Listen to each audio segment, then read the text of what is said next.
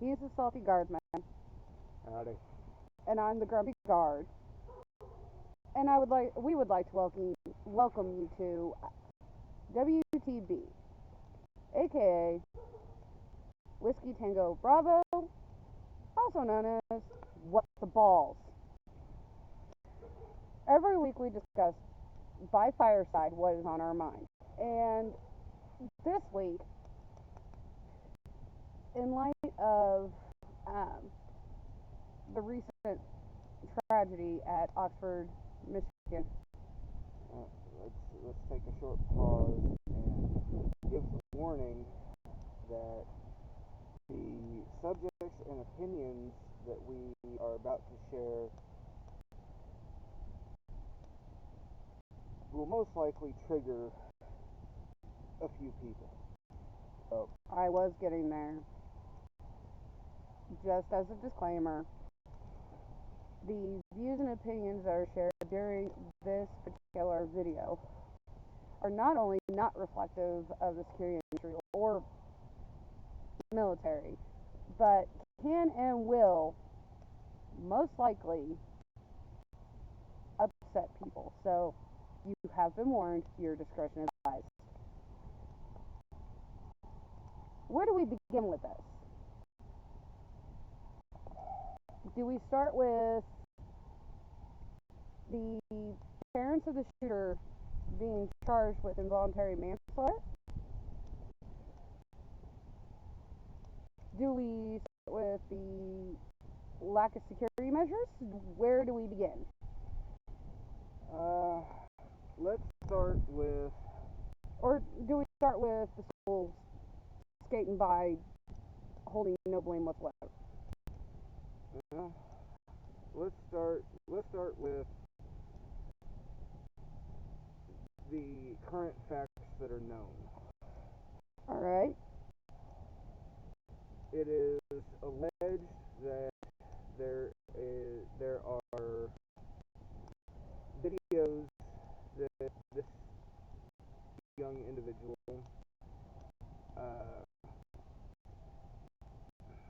authored. I don't know on what platform he authored them, or if in fact he just didn't do a sort of video diary on his phone or other similar device. Videos. There are alleged to be a couple of videos that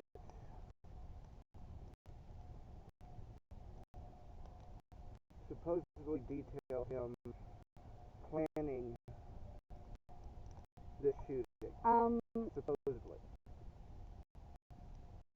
From the articles that I read, now keep in mind, everything that is known at this point that's available to the public is through the media, so take it as you want. But according to the articles that I read, there wasn't videos, there was a diary in this kid's backpack that detailed his desire and plan. Well,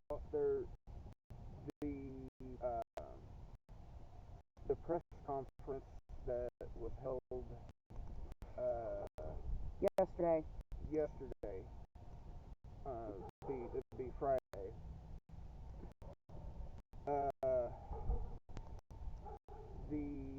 If I remember the video correctly, and I just watched it today.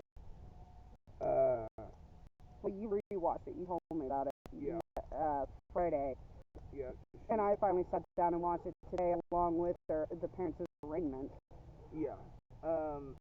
Which is a different issue altogether. It was alleged in the press conference that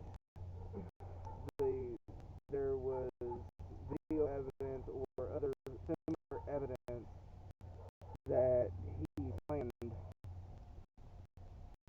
all of this. Whether that's true or not, I don't know. See, she may have said video or other sort of evidence, but the only thing that has been publicized is there was that the Sheriff's Department found a journal in this kid's backpack when they searched it.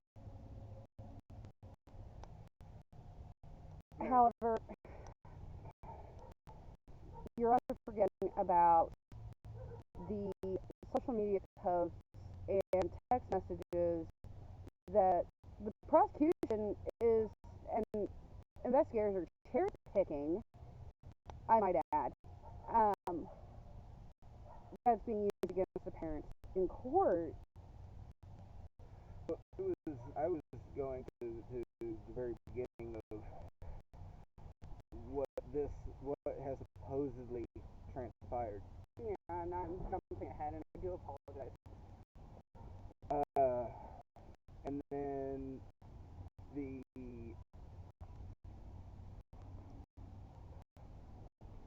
morning of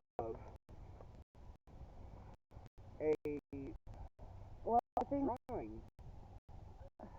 well, the day before the shooting, teachers caught him in class conducting a search for ammunition on his phone.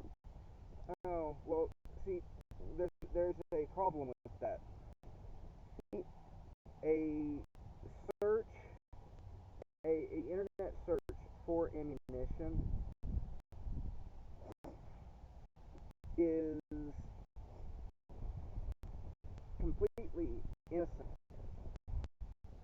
unless this 15-year-old boy somehow went out and purchased said ammunition by himself. But it was for a firearm that was allegedly purchased for him on Black Friday by his father. It was a Sig Sauer 9mm, and it was allegedly purchased for this kid. The following day, or during that weekend, his mom put up a social media post saying, "Mommy and Sunday at the shooting range with my baby's new Christmas gift." Now, in that in itself,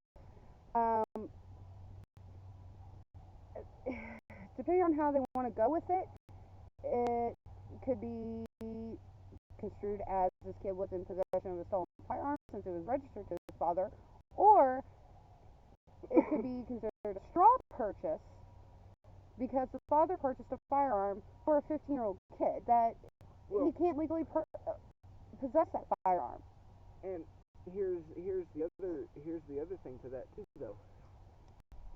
She specified my baby's new firearm.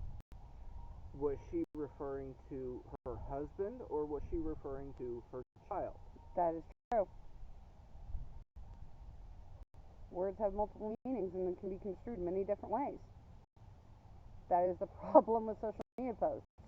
They're way open to interpretation. Yes. But the facts that I know and have read about over the entire week since this occurred last Tuesday on November the 30th. It was discovered, the first thing that was publicized outside after the shooting was the father had purchased the firearm the Friday beforehand, which would have been November 26th. So that to me said that he took the firearm without his parents' permission, that it wasn't his. That was before the allegation came out that, it was in fact bought for this kid. But to me, that's neither here nor there, because this kid was in possession of a stolen firearm either way. And in my mind, what makes it a stolen firearm is the fact that it was in the father's bedside table in the parent's bedroom. Which it comes into there is some contention as to whether it was locked up or it wasn't locked up. That we'll have to find out in the long run. However, I am going to touch on that real quick. The prosecutor is saying that it was in an unlocked nightstand, that it wasn't locked up, that it wasn't secured. The defense attorneys for the parents are saying that it was. Now, there are several different types of locks. Yes, and I'm sorry, but he's 15. Well, any kid who wants to 2 a.m. bad enough, they will either find the key, learn the code, they will figure out a way to get to it. They'll pick the lock if they have to. Yeah. And some nightstands do have locks on them. They are not very secure locks. They're easy to get open. But then you also have to take into consideration that most firearm shops, when you purchase a firearm, they provide you as a bonus with purchasing the firearm either your choice of a trigger lock or a slide lock. Yeah. One physically locks the trigger in place so that it cannot be pulled. The other lock slide, right? The other is a lock with a steel cable that runs through the magazine well up through the chamber and physically locks or physically keeps the firearm from being able to chamber around. Now, here's my question. Given his age, and knowledge of firearms, because I'm pretty sure his parents taught him about firearm safety and how to disable certain locks and certain mechanisms, would he know how to disable a trigger lock? Would he be able to disable a slide lock? Disabling a trigger lock and disabling a slide lock is as simple as, either somehow obtaining possession of the key, which can be as simple as, the keys on the dad's key ring. He grabs the key off the key ring, sneaks into his parents' bedroom when they're either not home or asleep, opens the dresser, the nightstand, and removes the gun. At that point, he's got the key. He's got everything he needs. Yeah, he's got everything he needs at that point. Now, going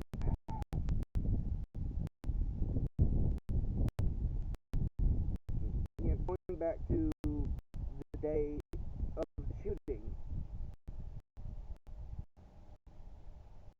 and I heard it both ways. That the drawing was found the day before. I've only heard it one way. Oh. Yeah, the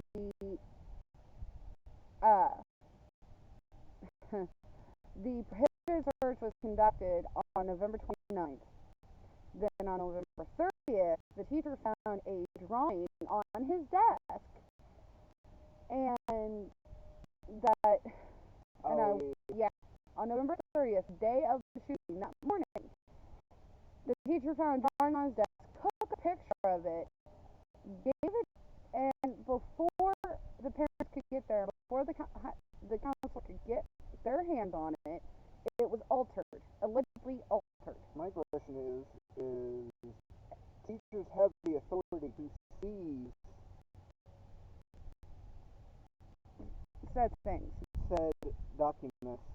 I mean, if it is on a child in a child's possession in school, a teacher and or school staff can seize anything. But that's not it, and you're right. So why didn't she seize the drawing before he had a chance to alter it, instead of just simply taking a picture of it? That is a damn good question. No. I think schools are starting to lack testicular fortitude nowadays. But the thing about the drawing is the prosecutors construing it as, or presenting it as, intent to kill.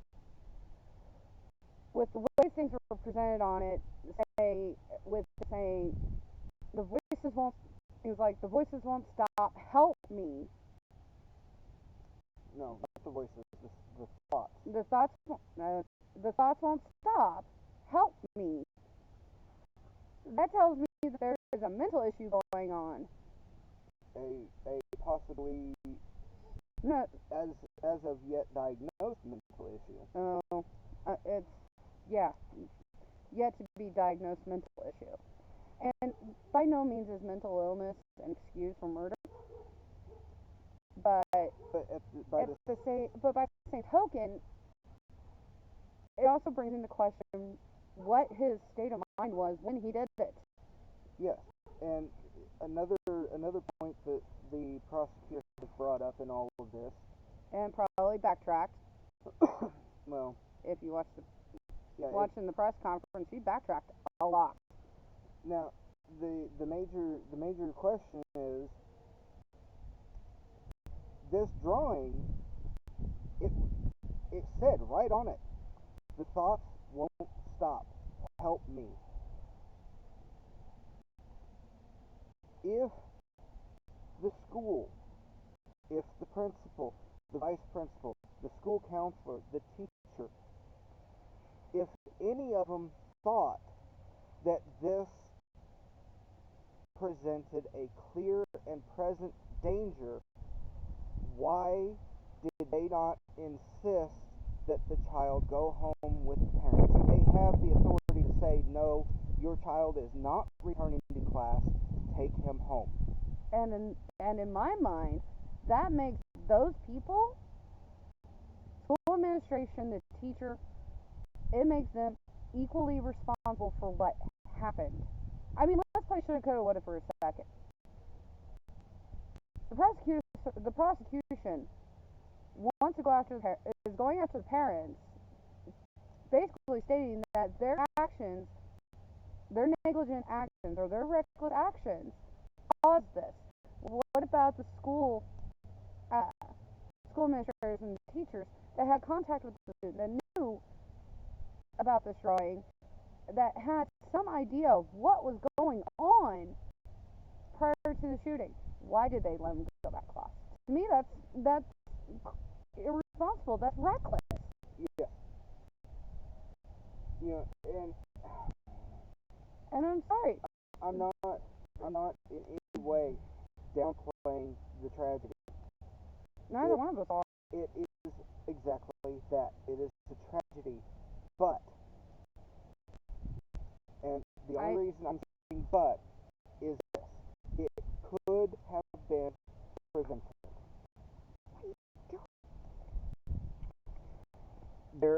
There are multiple stopping points where it could have been prevented, and the morning of the shooting, where the parents were contacted and asked to come to the school and discuss this drawing, that was one of them. And not only that, one of the things that the prosecutor said was the parents didn't search his backpack. Neither did the school resource officer. Yeah, why didn't the school? Neither did the principal, the counselor, the vice principal. Why didn't the school search his? At that point, why didn't someone from the school search his backpack? They can do that. Not only that, just how was he able to get into the school in the first fucking place? Yeah. Is there any safety precautions, any safety measures whatsoever? Because parents send their kids to school with the expectation that their kids will be safe. The school is not doing that. And are equally liable. And it to me, and equally responsible. Yes, exactly. And to me, the largest failing in the hours leading up to this was the school not stepping in and saying, your child is not staying here, take him home. The parents, it was stated by the prosecutor that the parents were required to get him into counseling get him into counseling within 48 hours. Parents then left the school. There was a few hours time lapse between, supposedly between this meeting and when the shooting took place. The meeting took place that morning, and the shooting started at what? About 1 p.m. when the first shots were fired.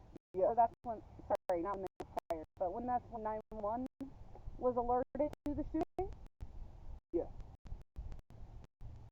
That's a big enough time gap. Well, yes, it's a big enough time gap, but here's the thing. The meeting happened that morning. What's to say that the parents weren't trying to contact a counselor for the child during that time? And because the school, the principal, the counselor, the teacher, whatever else, didn't see this single note as this single, page of drawings and other things as a indicator of imminent tragedy, or the possibility of imminent tragedy, or the possibility of imminent tragedy. I mean, how many kids every day draw twisted, sick things in school? That is very true. I mean, parents can sit there and say, "Oh, my kid wouldn't do that. My kid wouldn't do that," and the vast majority of kids would do that. Likely wouldn't do it. They wouldn't do that at school. No, they do that at home. They would do it at home, but there are a percentage of students that do on a daily basis draw these things, but they never act. No, they never act. But just with the report of this kid's journal and what's in it, I don't think it would have mattered if he used a firearm that was purchased 4 days before, allegedly for him. If he had been planning it for a while, he was going to take a firearm from somewhere. He didn't care where. Yeah. It's just the 9mm was convenient. Now, something that gets me is the prosecutor is claiming that as part of the parents being charged, as one of the reasons for the parents being charged, is that they failed to seek mental help for the child. Well, if they're only given a handful of hours in between being notified and an incident of this magnitude taking place, how are they supposed to? You can't even get in to see a dentist. And here's the thing: what's to say that they weren't seeking mental help for their son before this happened, because they were aware that something was up? I mean, and for all we know, the parents were getting a positive prognosis from the therapist, because if there was one, because therapists go based off of patient reports as to how they're doing. It also goes based off of, if it is a minor child, off of parent reports. Yeah. And I'm sorry, but it is extremely easy to hide, especially thoughts, from parents, because all you have to do is just not say anything about them. Parents ask you, "Hey, is everything okay today? Are you doing good?" Everything's fine. No teenager wants to tell their parent, no, this is what's going on. Because most teenagers have it in their minds that parents won't understand. Yep.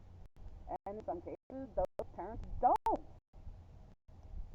And there are the parents out there that try to claim, oh well, my baby or my child tells me everything. They know they can come to me with everything. They may know that they can go to the parent.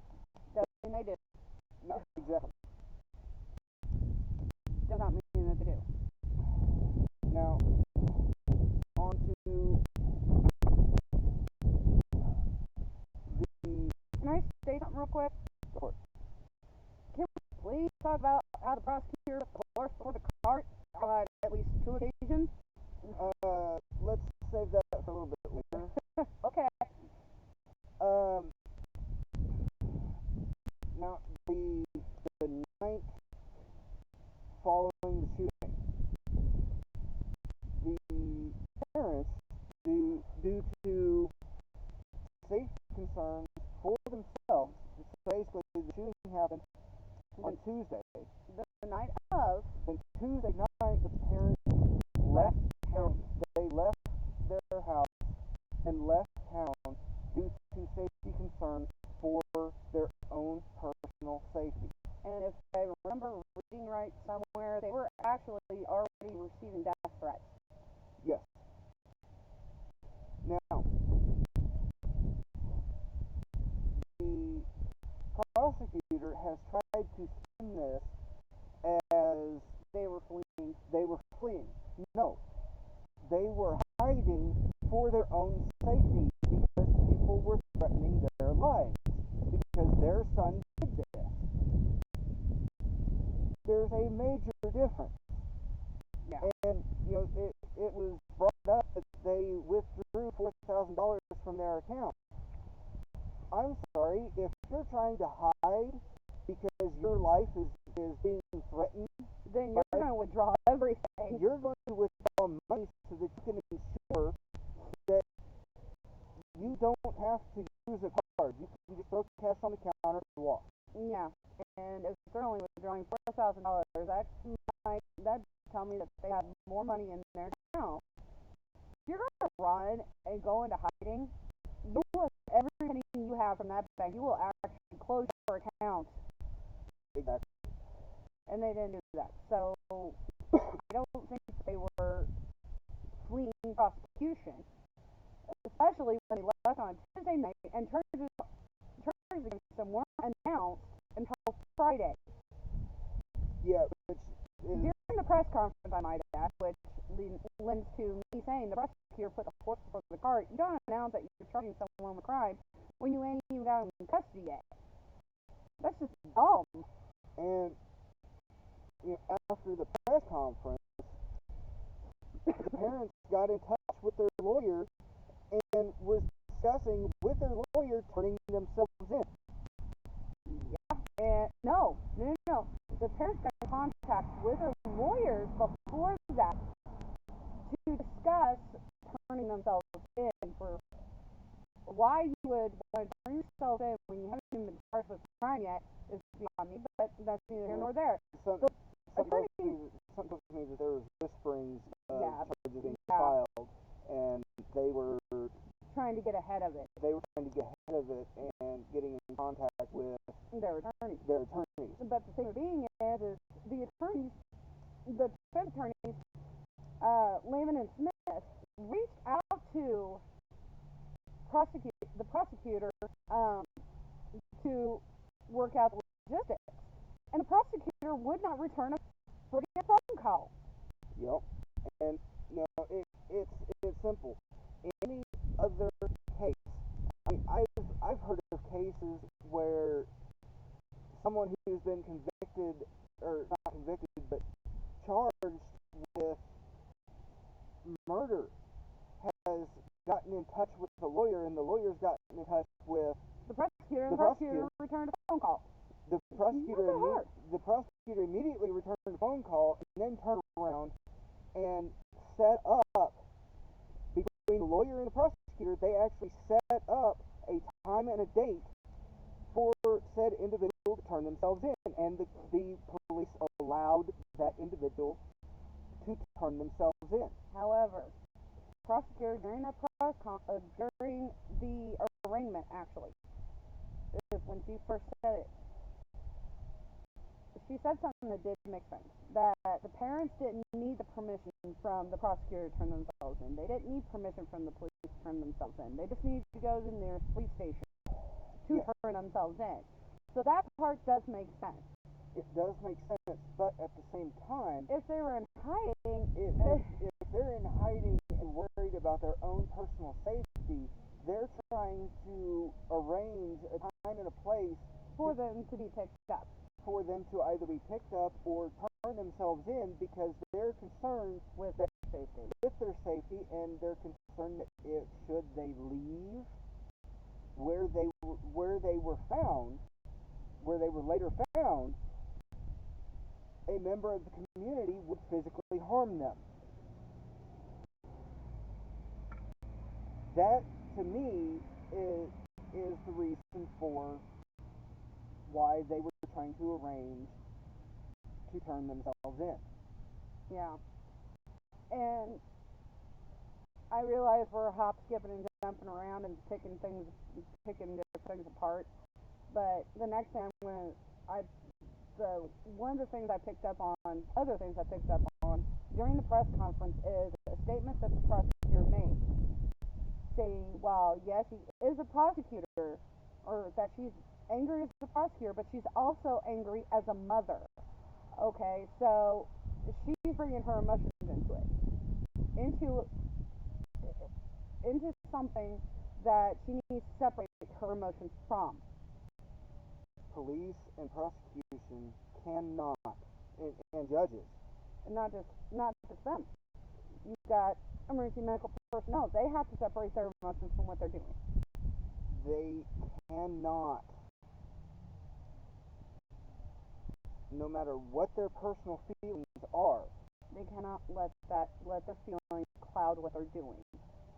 And from what I've seen so far, this prosecutor is allowing her personal feelings to cloud her judgment.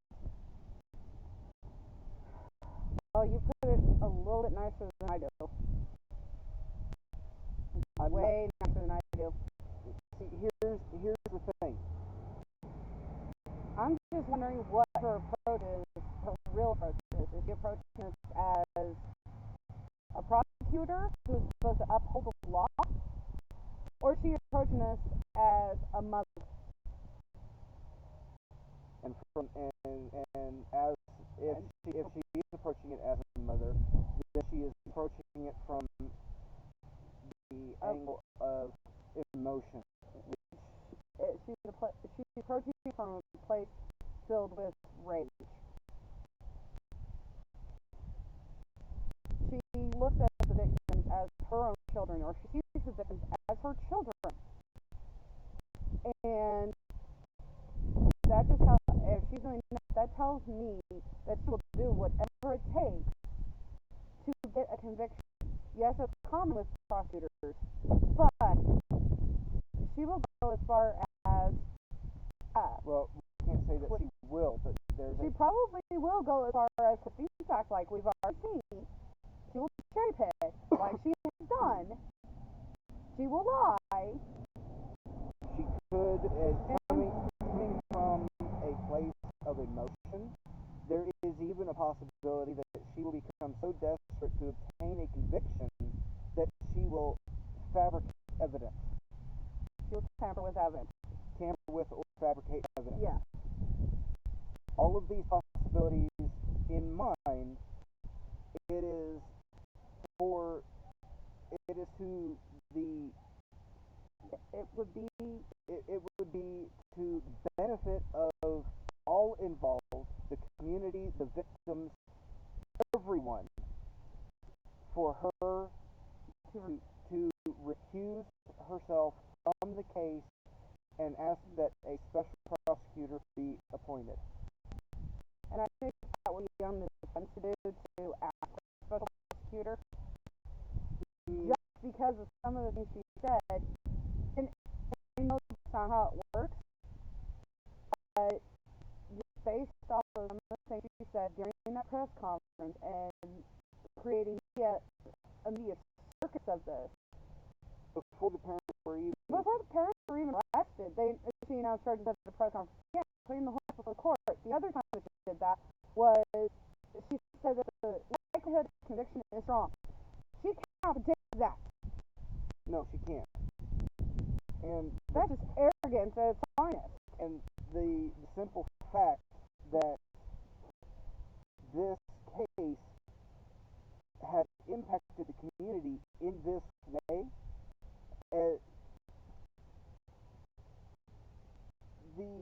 the defense would be let me reword it. It would be ill-advised for the defense to take any other course of action than to request that a change of venue, which is coming, you know it is, it always is, be put in place. You know there will be a change of venue because it is a high-profile case at this point. It's even overshadowed the shooting itself. Which, I'm sorry, it really shouldn't. It really shouldn't. And how the name of the shooter the name of the shooter or his parents should have never been published. I agree, 100% wholeheartedly. Be that as it may, it is what it is at this point. You're right, and more than likely there will be a change of venue requested, and the defense, if they are knowledgeable or have legal sense, they would request a special prosecutor because this prosecutor is biased, and it may be to their benefit to request another judge. Yes. Because in watching the arraignment, one of the defense attorneys, I can't remember if it was the one for Mrs. Crumbly or it was the one for Mrs. Crumbly. So she asked who the judge was going to be on the two upcoming hearings during the course of this month. So I think, in a way, she was kind of hoping that it wouldn't be the same judge that was doing the arraignment, which is not how it works. But yeah, normally what happens is, well, at least here in Missouri, a circuit court judge will perform the arraignment, and then it is moved to a separate judge in depending. Yeah, but depending on place. A lot of times it's moved to a different judge. It's bonded over. Okay, in Missouri, you start out with an associate circuit clerk judge or associate circuit judge. When you plead not guilty, it gets bonded over to circuit court and it gets assigned to another judge, to the next higher up judge, to take the proceedings from there. That's how it works in Missouri.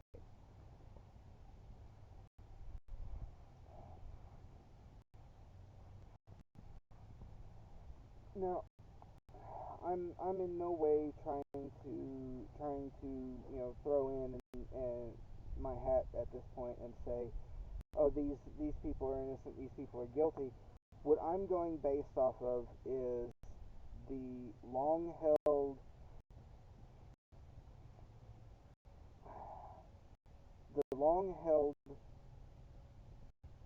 belief and law that all individuals who are charged with crimes are innocent until proven guilty. And my stance on the thing is that, well, yes, I hold the belief that everyone is innocent until proven guilty. However, if they are acquitted, they're still going to be viewed as guilty by society because they, quote unquote, kept their gun unsecured.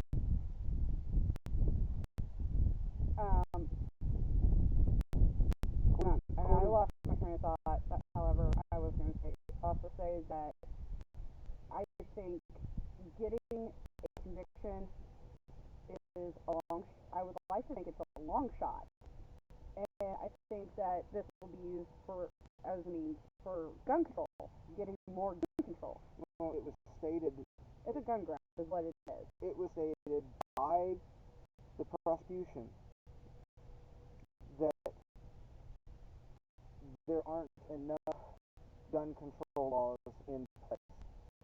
That tells me that They also said that people have the right to own guns, so that right comes with responsibility. yes, but here's the major thing.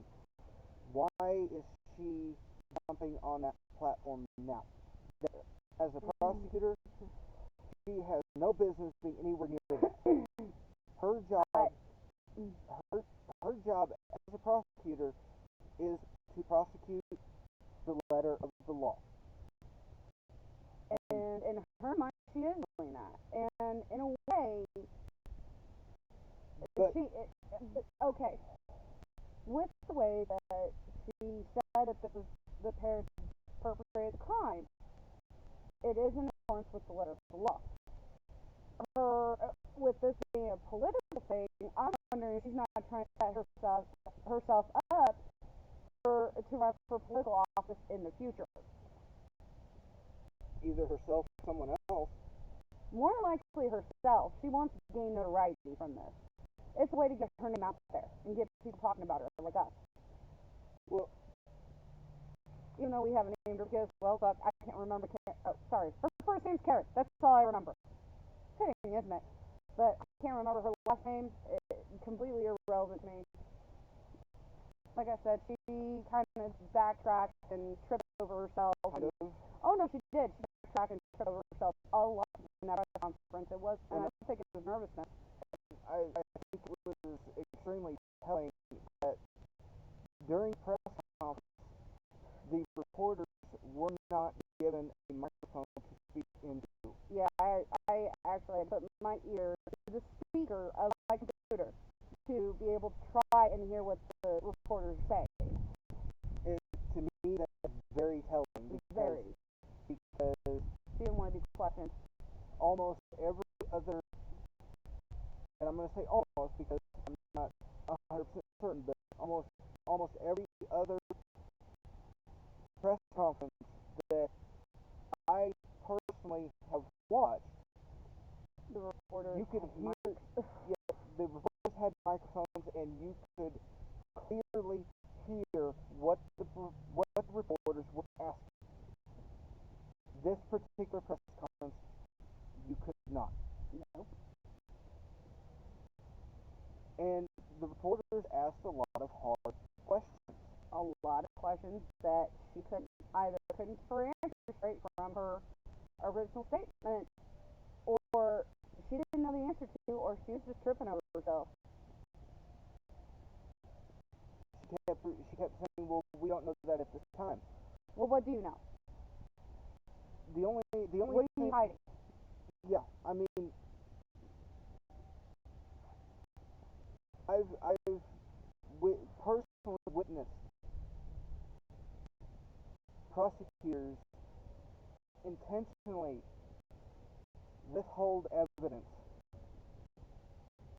from courts. Yeah. It is a prosecutor's duty to present all evidence, whether it's evidence of the person's guilt or evidence of the person's innocence. It is their duty to present all evidence. I'm actually gonna correct you. It's when it comes to court, it's not a question of guilt or innocence. It's a question of guilty or not guilty. So where it comes to evidence, it's either evidence of a person's guilt beyond all reasonable doubt, or evidence that presents reasonable doubt.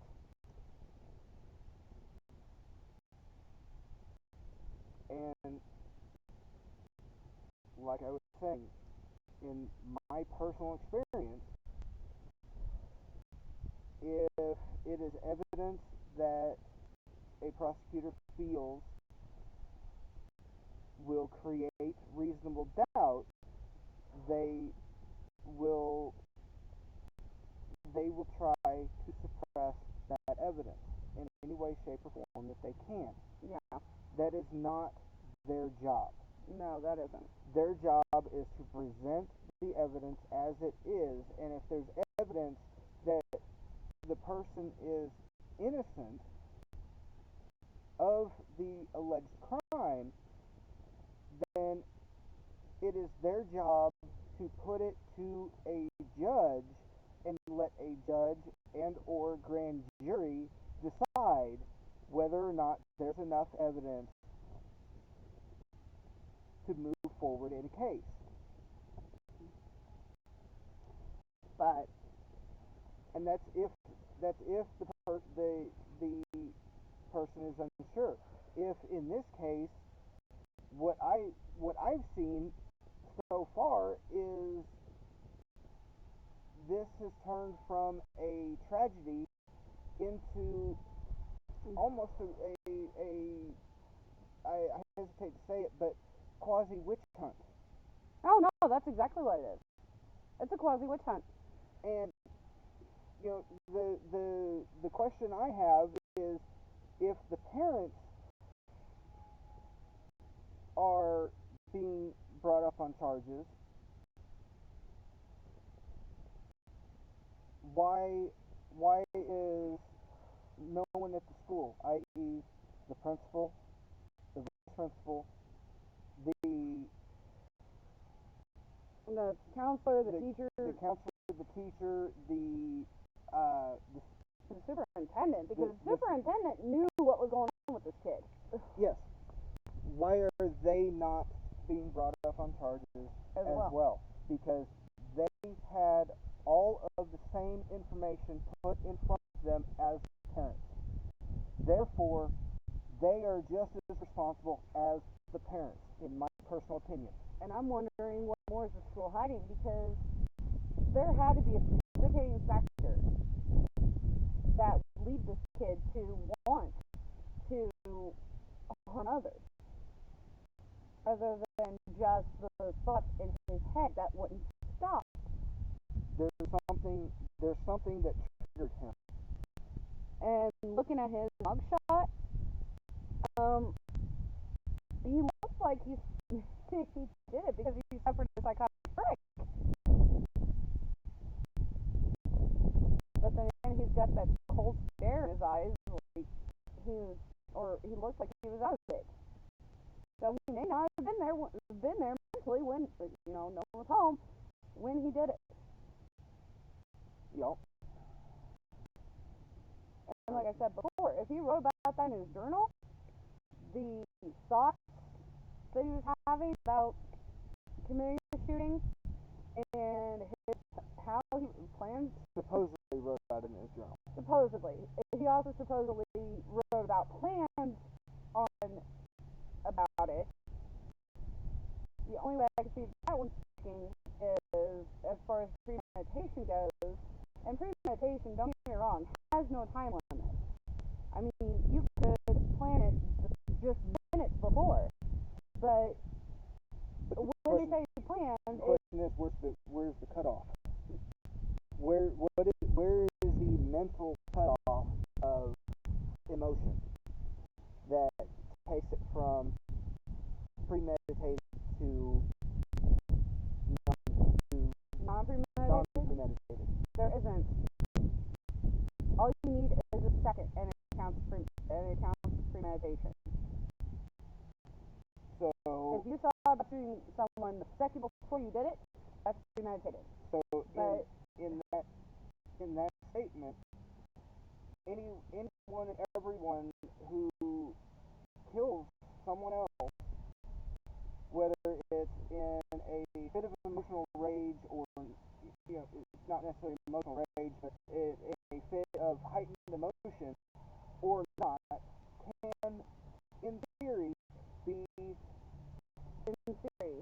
However, it becomes second degree and is considered non-premeditated when it is his passion. In other words, at a time of heightened emotion.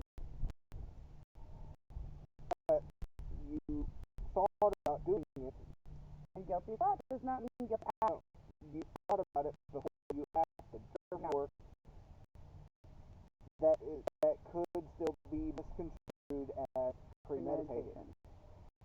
But there has to be some sort of established cutoff. Now, however, going back to what I was saying, was when police announced that this kid detailed a plan, that tells me that, oh, there's a detailed plan in there somewhere that he wrote out, drawing the whole nine,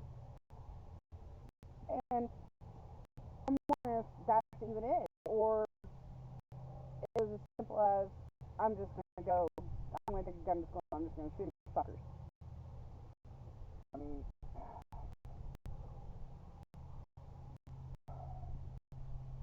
like I said, where's the cutoff? Exactly.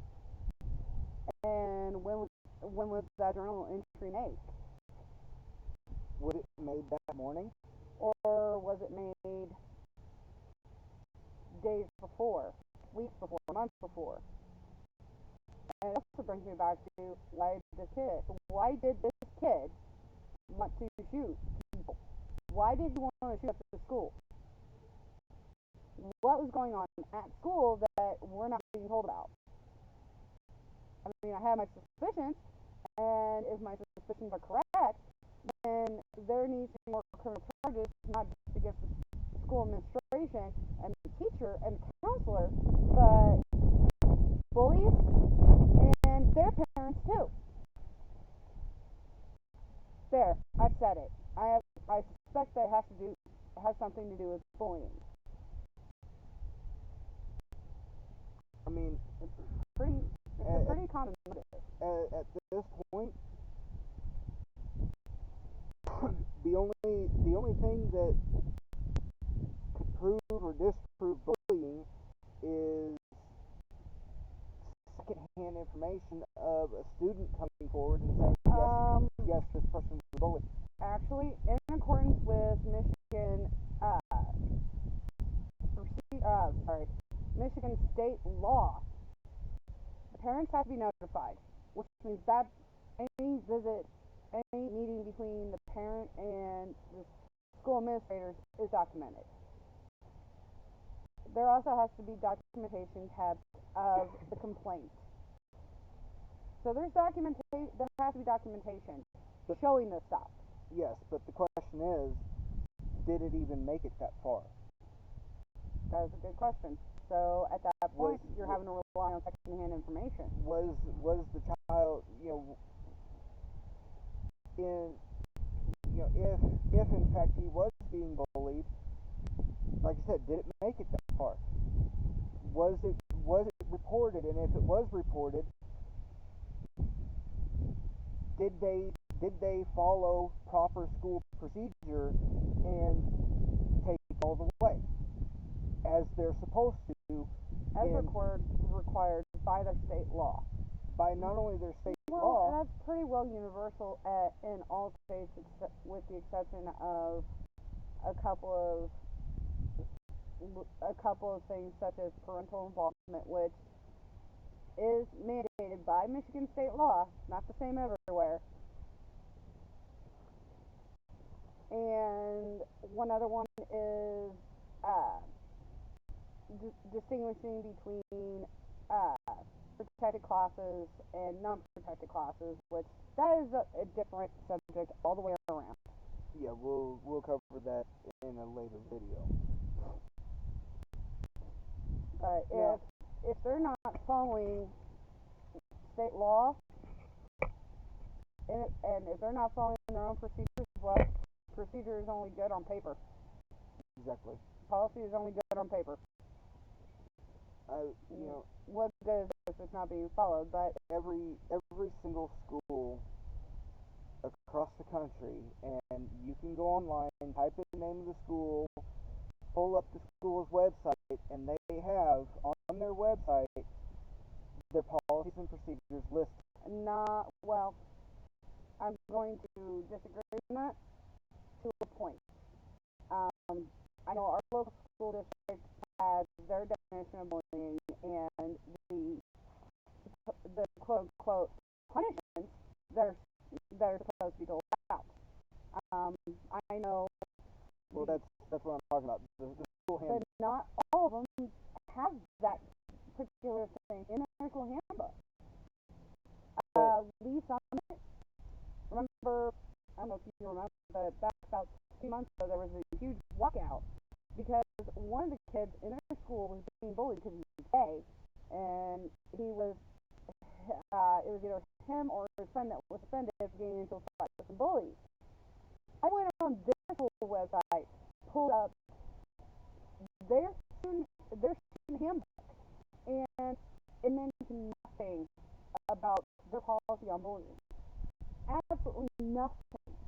So at that point, even though schools claim that they have a strict no bullying policy, zero tolerance for bullying. It's only on paper, as far as I'm concerned. Like I said at the beginning, there was at least one major stopping point that this could have been prevented when it was told to the parents that they had 48 hours to get their son into counseling. At that point, the school should have said, your son cannot stay here. He's not going back to class. Your son is not going back to class. He will attend academic classes until the counseling until it is verified that you have gotten him into a counseling office. It's that simple. The parents, it's claimed that the parents resisted him going home. Well, I'm sorry. They give them an option. They have the option. If the school says the child's going home, that's it. The child's going home. Moreover, like I said before, if I haven't said during this video, I'll say it now. The school has a responsibility to keep the children that are on their premises safe. Parents send their children to any school with the expectation that their children will come home and that their children will be unharmed while on school property. The school failed. And more likely than not, has been failing for some time. I agree. If this case highlights anything outside the tragedy, it is the failing of the school to not only adhere to state law where it concerns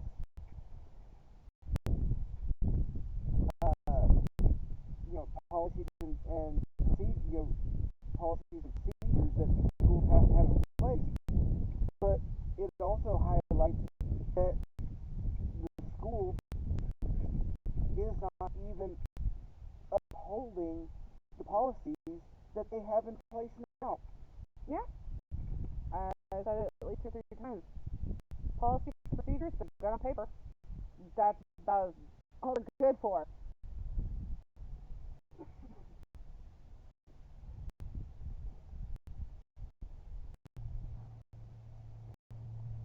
Okay. Now, my major concern here is this. If you're going to press charges against the parents of the perpetrator, of the, we'll call it alleged perpetrator at this time, of this school shooting, then given the facts that have already been presented publicly, the school,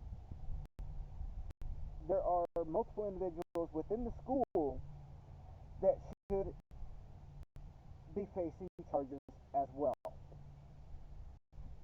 That includes the principal, the vice principal, the school counselor, the teacher of the classroom that found the notes, because this drawing to begin with. honestly, that's the biggest thing that shows intention or possible intent or signal is a true signal of danger. Will Robinson danger? Well, see, here's the thing though. At the very top of it, it said, "The thoughts won't stop. Help me." It was a cry for help that went ignored by the school, and we are not privy to the details of the conversation between the school and the parents. We're also not privy to a lot of facts with surrounding this because they can only reveal so much to the public. But my major thing is this: they refused. The way I see it is this: the school refused to push and insist that this child go home, which is their right to do. And they should have done. They should have. That tells me that someone somewhere on the school side, be it a teacher, an administrator, a school counselor, someone on the school side downplayed what was actually going on. And not only that, if they had reasonable suspicion that there was some sort of danger, they could have also searched his backpack. Which, the way it sounds to me, is reasonable suspicion did exist that he was a danger to himself and others. And the school should have taken more action. Now, I think at least that's what we're being told. That's what we're being told. Is that reasonable suspicion did exist. And if this drawing does in fact exist, there was reasonable suspicion. And I'm not disputing whether or not this drawing exists. The public hasn't seen it yet. Now, with that being said, the prosecutor can actually take this, since she's looking to make a name for herself, make a name for herself for the right reasons. Instead of going after the parents fully, go for the other problems associated with it. Go for the problems that no one wants to talk about or address. And have it well, shit, let's take this back to has not addressed since the late 1990s. Yep. And it can probably be taken back further. But we'll settle on the late 1990s.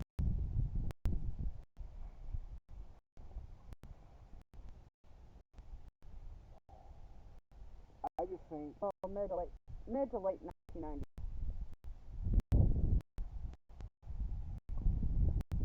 And those that are 30 and older know what I'm talking about. Yeah. And we haven't even touched on responsible gun ownership and gun safety. Which anyone that says, well, this kid needs to be taught gun safety, I'm going to dispute that because he probably was taught gun safety. He just elected to ignore it.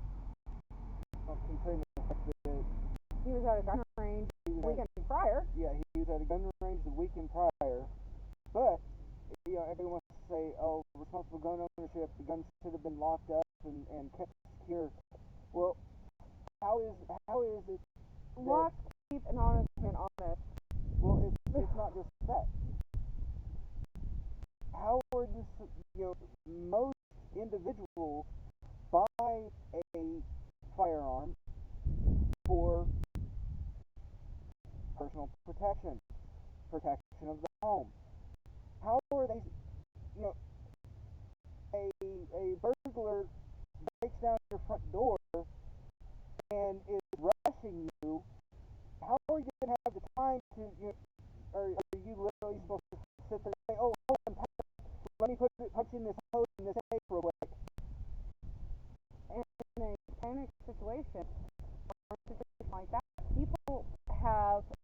are your responses? Fight, flight, or freeze? How many people, if the gun's locked up, how many people that that's whether it's locked up or not, that is a question. How many people are going to freeze? Because no one can reasonably say what they would do in that situation until it happens to them. You can sit there and spout all day long of, oh, I do this or I do that or this, that, whatever else. If there's one thing that I've learned, procedures are great. Problem is, you don't know what you're going to do until you are in that situation.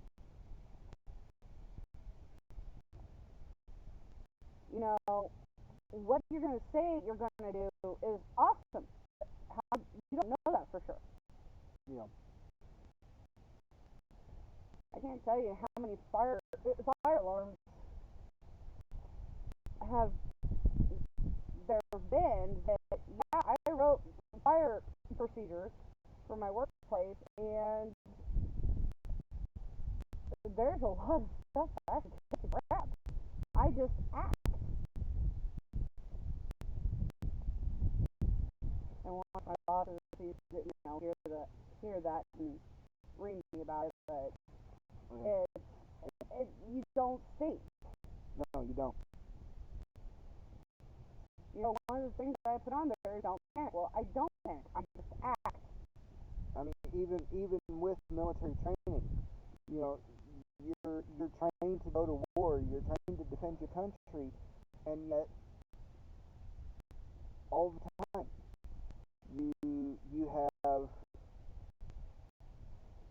green soldiers entering combat zone who, as soon as they face actual real combat, they freeze.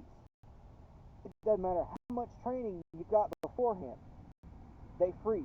I mean, yeah, training's awesome, procedures are great, but it matters. I don't want to say it matters little in face of the actual situation, but it kind of does. Because you don't know what you're going to do. You don't even remember what you're supposed to do. Unless you are so freaking level-headed that it goes back to... And so then, that you can recall that. And I feel horrible that I can't remember who this quote came from. Hell, I don't even know if they actually said this. It could just be that someone stuck the quote to the picture. But that's how the internet works.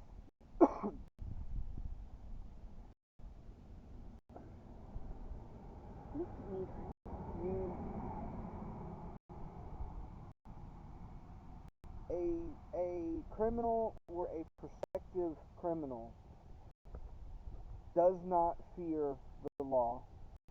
They do not fear the police.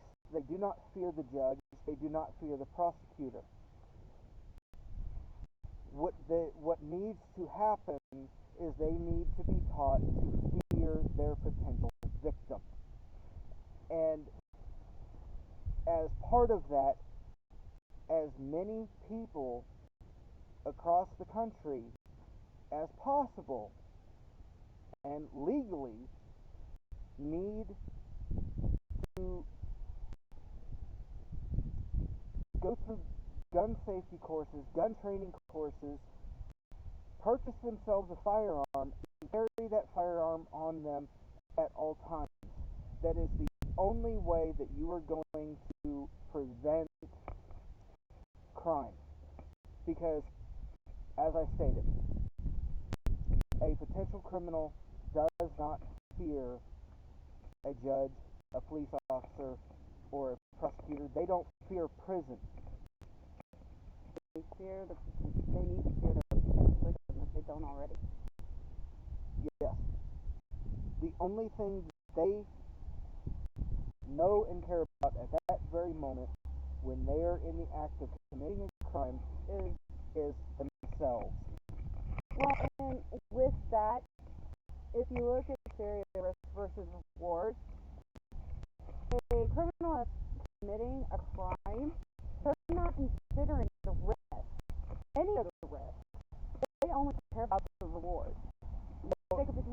gain from it? That depends.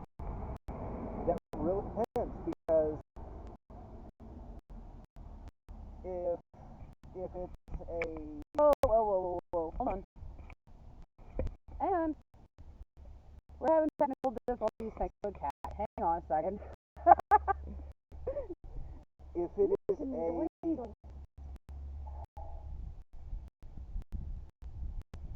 someone who is hopped up on drugs, whether it be meth, cocaine, heroin, you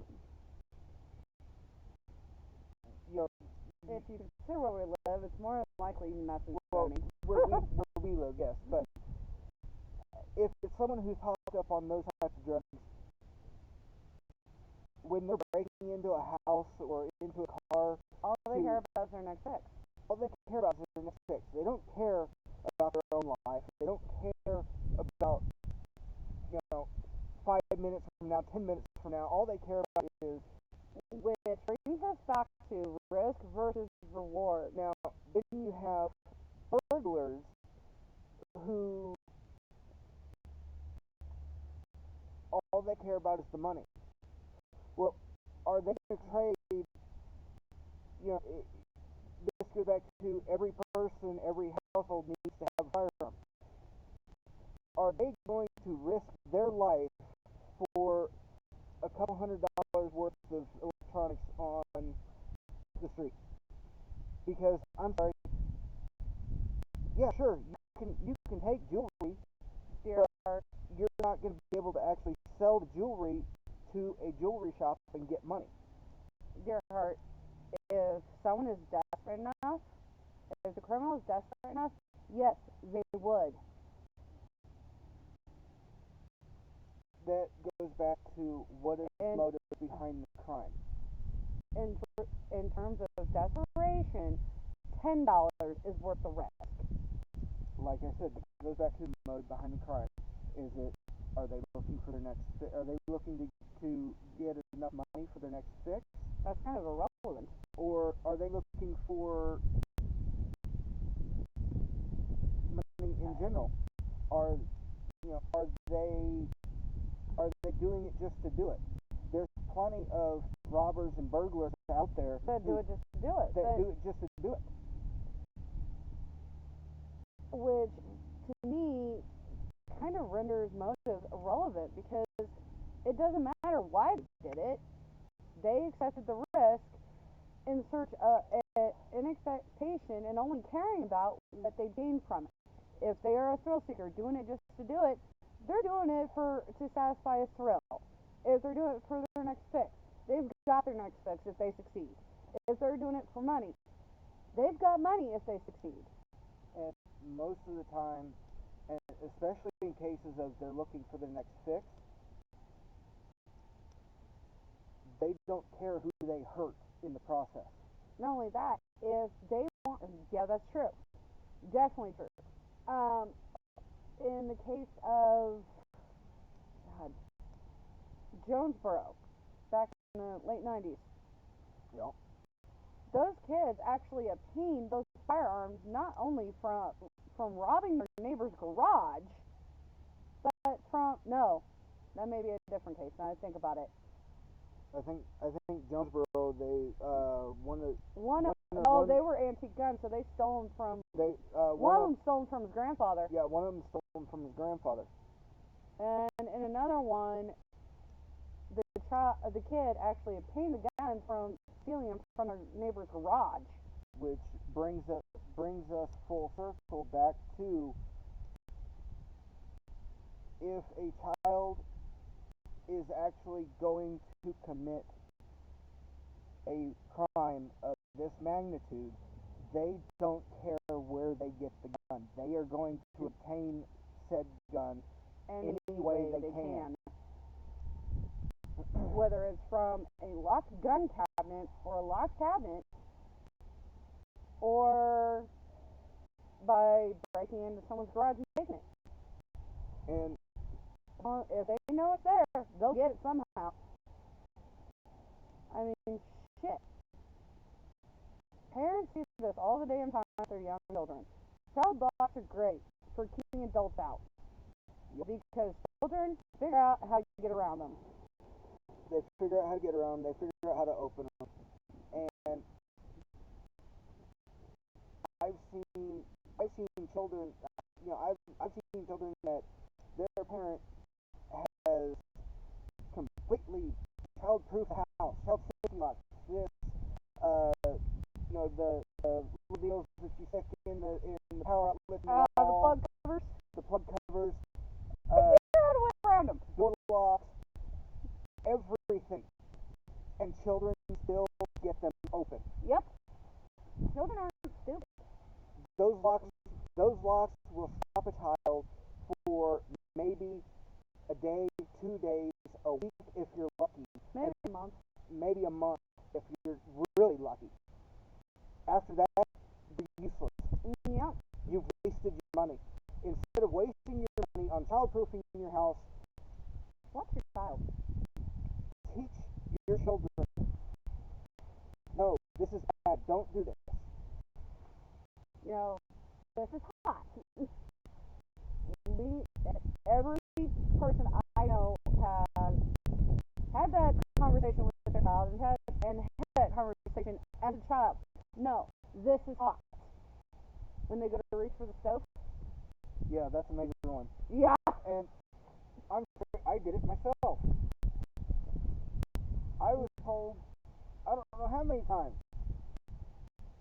this is hot. Don't touch it. It's gonna burn you. It's gonna ouch you. And you did it anyway. I did it anyway.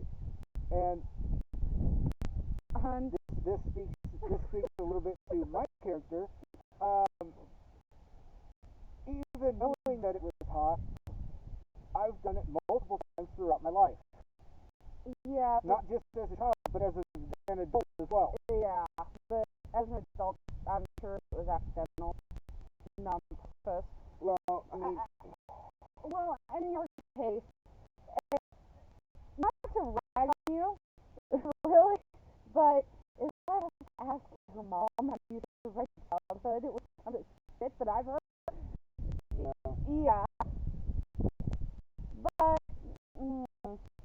okay. I get it.